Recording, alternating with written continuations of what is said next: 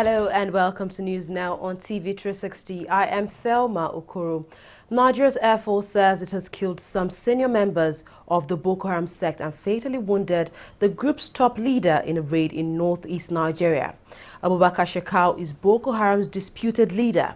He is believed to be fatally wounded on his shoulders. He led the group for several years until ISIS appointed Abu Musab al-Banawi as the new leader of the Boko Haram sect.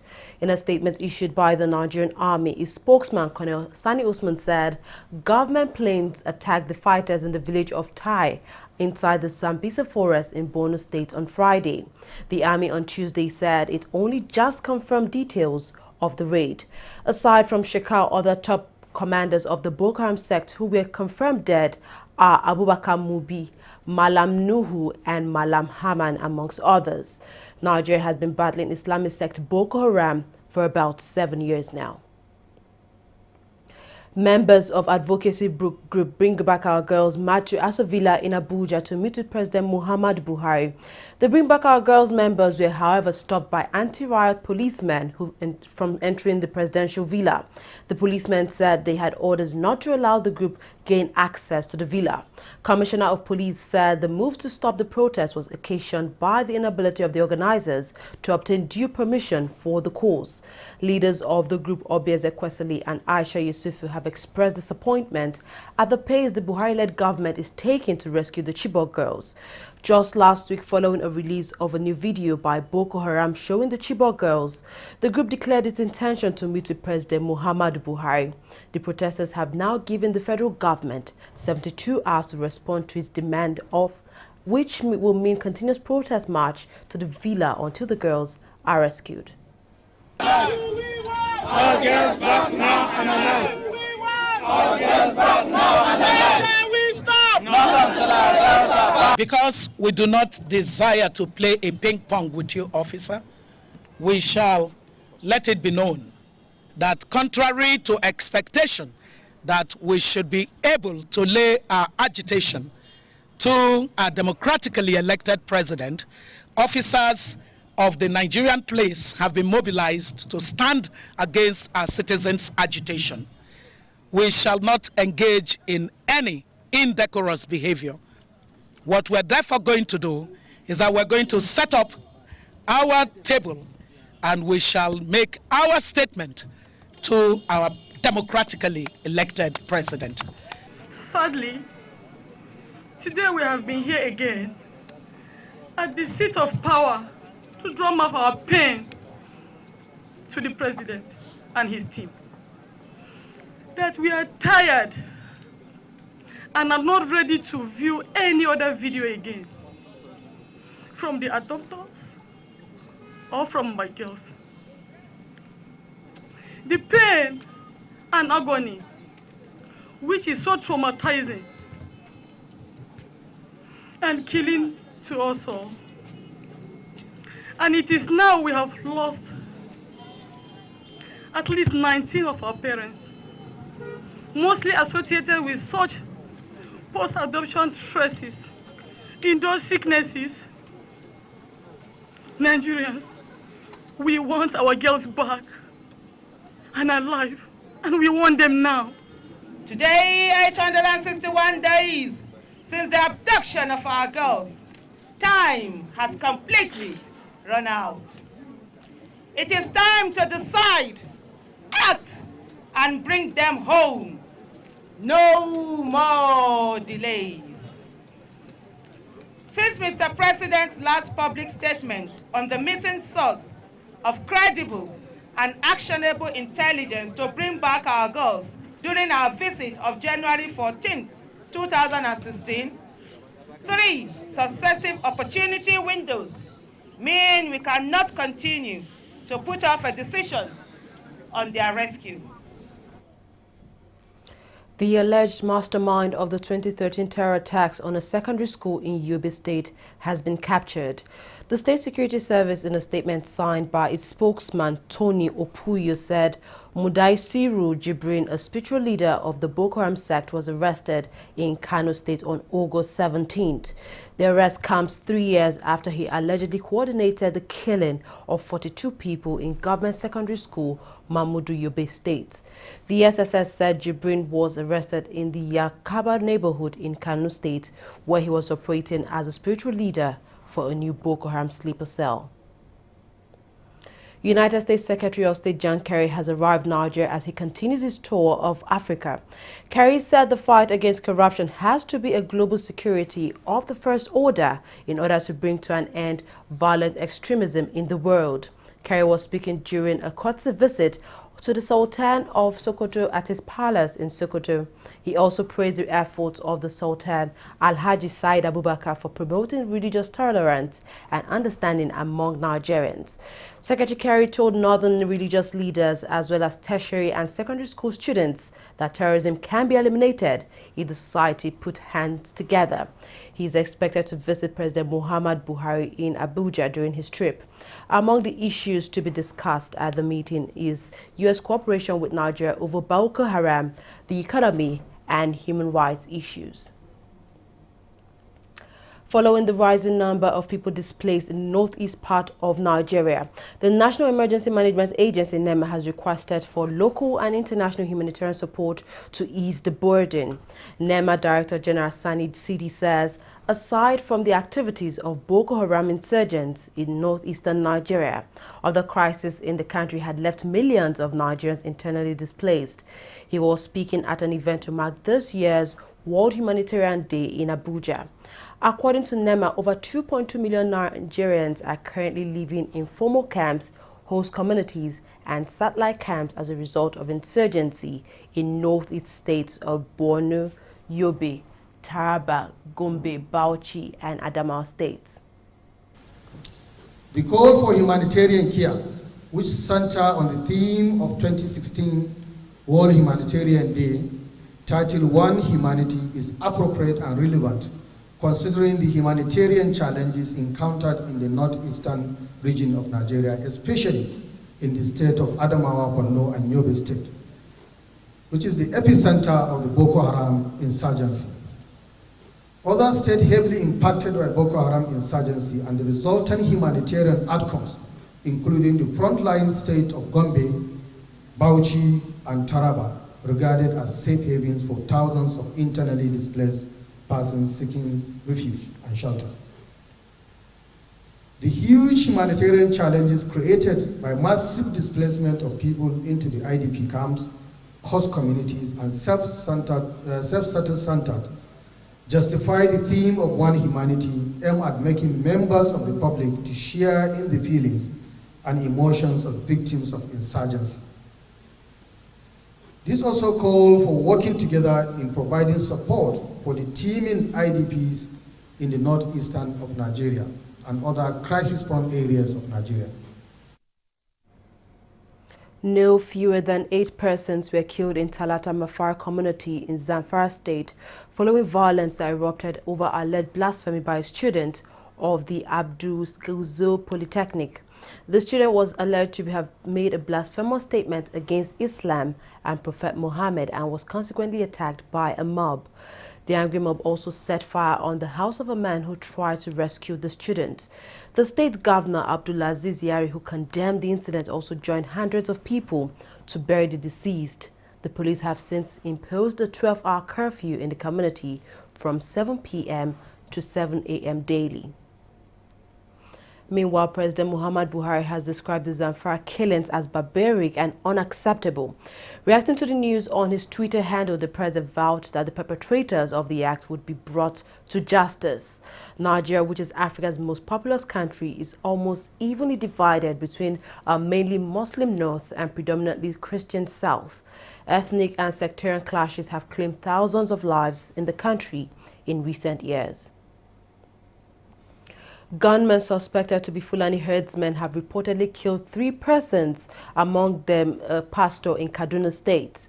The cleric was said to have been ambushed, shot and killed while on his motorcycle after an evangelical visit to Gokafa, also in the area.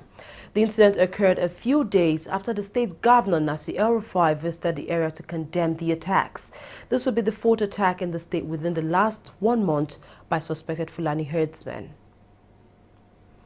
Delta State Commissioner for Health, Nicholas Azinge, has confirmed a new case of Lassa fever in the state.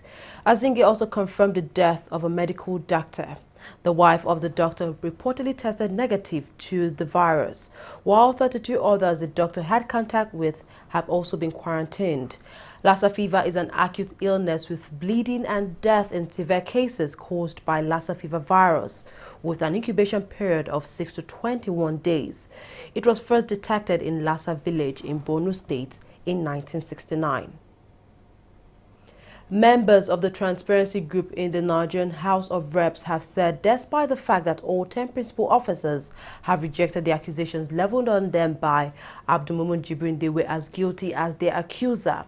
The ex-appropriations chairman had alleged that the Speaker, Yakubu Dogara, and 3 other principal officers padded the 2016 budget. The group also said despite the position taken by the 10 principal officers, the police and the Economic and Financial Crimes Commission and the Independent Corrupt Practices and Other Related Offense Commission should proceed with investigations into the allegations. Transition Monitoring Group TMG has elected Abiola Akiyode-Afolabi as its new chairman. She was elected unopposed at the group's annual general meeting held recently.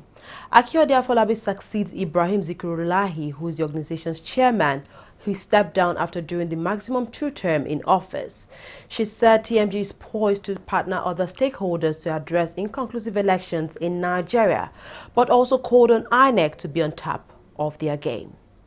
A woman of great intellect and integrity, who also has a real passion for service. She's none other than the consistent human and women's rights advocate and activist par excellence, Dr. Abiola Akiyode-Afolabi. She is a personification of the wealth of knowledge, experience, and innovative leadership, which our nation will benefit when more women step up to the stage of leadership. I therefore call on you to give this new TMG board much more than the support you gave the past one. TMG, on my watch, will provide the leadership required by civil society to engage the most fundamental issues facing the electoral process. We have an electoral law that deserves review. There is impunity in the system, which we must never be tired of mobilizing Nigerians to reject. INEC has an important role to play if we must address all inconclusiveness in the electoral process. The Commission must be proactive in putting systems in place and in educating voters in electoral constituency to help them understand the realities of the process. We are therefore calling for an Electoral Offences Commission to address electoral impunity. Eitayo Jegede, a senior advocate of Nigeria, has emerged as the winner of the People's Democratic Party governorship primary election in the state. He is the immediate past Attorney General and Commissioner for Justice of Ondo State. Jegede won the primary election by polling a total of 760 votes to defeat his main opponent, Sakalawa, who polled a total of just 22 votes. Addressing delegates before the commencement of the election, Jegede promised he would focus on the Ondo State economy if he emerges the party's flag bearer, as that's the only way out of the non-payment of workers' salaries. The Ondo State gubernatorial election is slated to hold in October this year. We'll take a short break. We'll come back. We'll look at business and sports stories. Don't go away.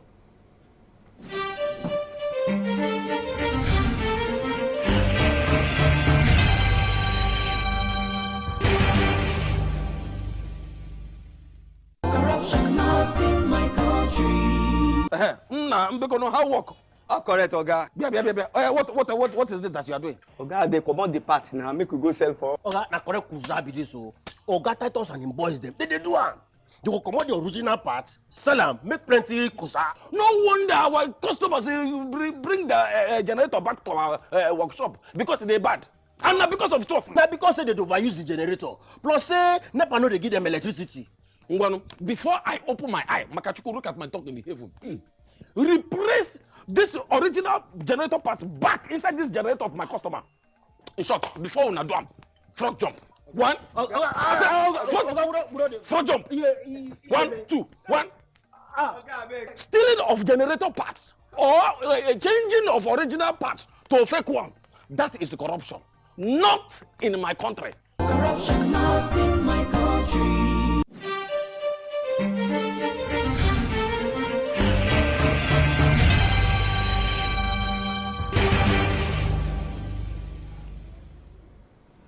Welcome back to Business Stories Now. Nigeria's Naira closed firmer on the interbank market after the CBN sold dollars to commercial lenders. Traders say the sale was done at the end of a session that featured no trades in the first 4 hours and was done selectively to commercial lenders. The Naira closed at 305 to the dollar, which was 0.81% firmer than its Friday close. The CBN has been selling dollars almost daily to boost liquidity and support the Naira. Just last week, analysts had predicted that the Naira would trade within a tight range on the interbank market.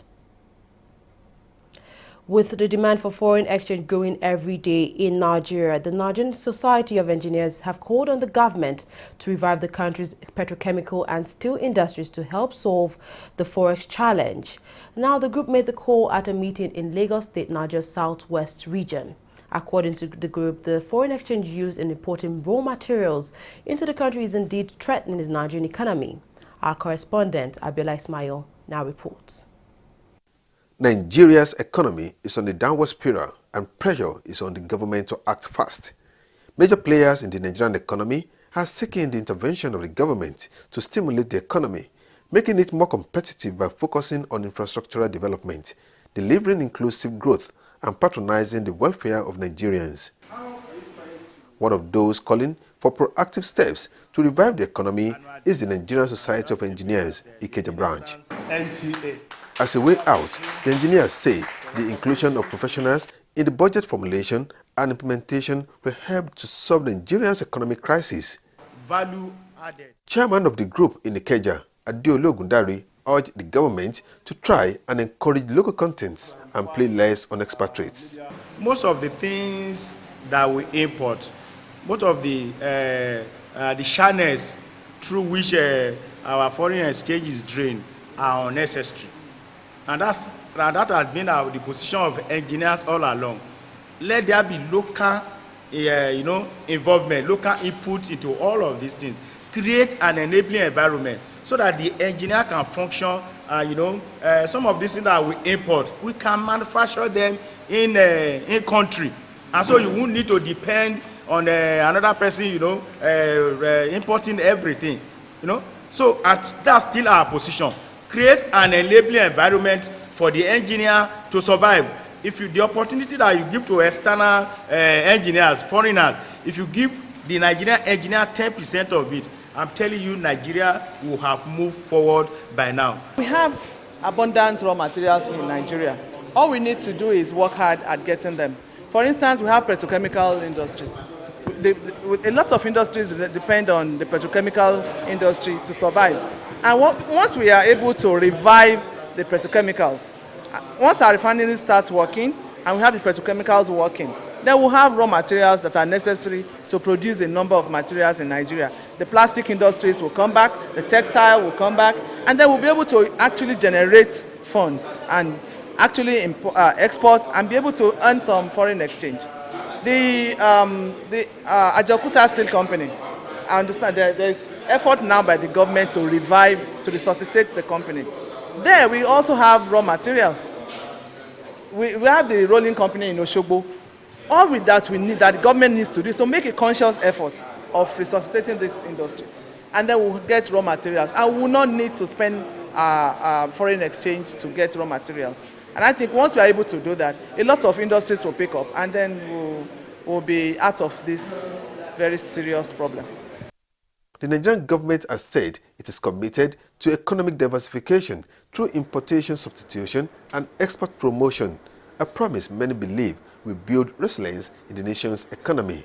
The group, however, advised Nigerians to patronize locally made products so as to strengthen the nation's currency. Oil fell below $49 per barrel on Tuesday, giving a part of August's strong rally. This comes as signs of rising supply outweighed hopes that producing nations will agree steps to support oil prices. Brent crude was down 59 cents at $48.57 per barrel, while U.S. crude was down 62 cents at $46.79 per barrel. Oil prices have more than halved from mid-2014 due to a supply glut, raising hopes that producers could revive efforts to tackle excess supply. Saudi Arabia's energy minister Khalid Al-Falih said on August 11th that OPEC and non-members will discuss the market next month, including any action that may be needed. Turkey has bombarded Islamic State targets at Jarablus in northern Syria amid reports Syrian rebels are to launch an offensive against the group. Some 1,500 Turkish-backed Syrian rebels are thought to be in the Turkish town of Gaziantep waiting to attack. A bomb attack on a wedding there killed 54 people on Saturday. President Erdogan has blamed that attack on Islamic State militants. Initially, he said the suicide bomber was a child aged between 12 to 14 years old. However, he has now retracted that statement. United States Secretary of State John Kerry has announced a sum of $138 million as donation to South Sudan. Secretary Kerry made this announcement after a meeting with regional foreign ministers in Nairobi, Kenya. The new aid will be used to help in the provision of basic needs for the restive country. South Sudan is struggling to emerge from a 2.5-year civil war after a peace deal between President Salva Kiir and his former vice president, Riek Machar, broke down this year. Clashes between forces loyal to both men have left hundreds of people dead in the country's capital of Juba. Moving on to sports now, Nigeria's club Enyimba is out to reclaim their first point in Group B of the CAF Champions League. The team will host South Africa's Mamelodi Sundowns in Port Harcourt on Tuesday. Enyimba have lost all 3 of their matches in the 3-team group thus far and are out of the competition. Sundowns, on the other hand, come into the game with a 100% record in the group and are top spot assured regardless of their result in Port Harcourt. Olympic champion Ryan Lochte has lost his 4 sponsorship deals following his behavior during the Rio Olympic Games. Lochte and 3 other swimmers had falsely claimed they were robbed at gunpoint in Rio, Brazil. Following investigations, the Brazilian police discovered the quartet had lied about the incident. Now, Lochte issued an apology on Sunday, but that has not stopped a PR disaster. The companies that have terminated their relationship with him are swimwear manufacturer Speedo, hair cream Gentle Laser Hair Removal, Japanese mattress company Airweave, and top fashion line Ralph Lauren. Russia will not compete at next month's Paralympics in Rio after losing an appeal against a ban imposed for state-sponsored doping. The Court of Arbitration for Sport upheld the International Paralympic Committee's ban on all Russian competitors. The IPC made the decision in light of the McLaurin report, which detailed a state-sponsored doping program operated by Russian authorities. The Paralympics begin on September 7, 2016. Well, that's all we have on News Now. We thank you very much for watching. I am Thelma Okoro.